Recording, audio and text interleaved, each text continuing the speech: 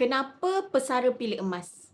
Dengarkan perkongsian dari mentor saya ini. Sebelum itu, save dan share video ini untuk rujukan akan datang. Tuan-puan dekat Malaysia ni tuan-puan, ramai pesara-pesara bila dia dah pencen, dia akan bekukan duit dia di dalam bentuk emas sebab emas lebih bertahan. Bila kita beli emas tuan-puan, emas itu boleh mengekang nilai dan inflasi, dan emas juga adalah aset yang paling mudah untuk diwarisi. Alright, apa maksud mudah diwarisi? Kalau tuan-puan ada 100 gram, ini seketul 100 gram. Lagi 100 gram di dalam bentuk macam ni. Ini 100 gram, ini 100 gram, 200 gram. Jadi tuan-puan boleh buat apa? Tuan-puan boleh bagi ini kat anak pertama, ini kat anak kedua, atau ini kat anak pertama, ini kat anak kedua. Sebab kedua-duanya 100 gram. Tapi kalau kita nak bahagi tanah tak mudah. Nak bahagi rumah tak mudah. Tapi pembahagian emas adalah sangat-sangat mudah untuk kita serahkan kepada waris kita tu. Pembahagian dalam bentuk emas ni tuan-puan, pencairannya cepat. Kalau tuan-puan jual emas, dia hanya ambil masa 15 minit ke 1-2 hari bekerja saja. Tuan-puan jual emas pada public untuk dapat harga yang lebih baik, tuan-puan bawa emas ni pergi ke mana-mana cawangan, tuan-puan jual emas, besok dia akan masuk ke dalam akaun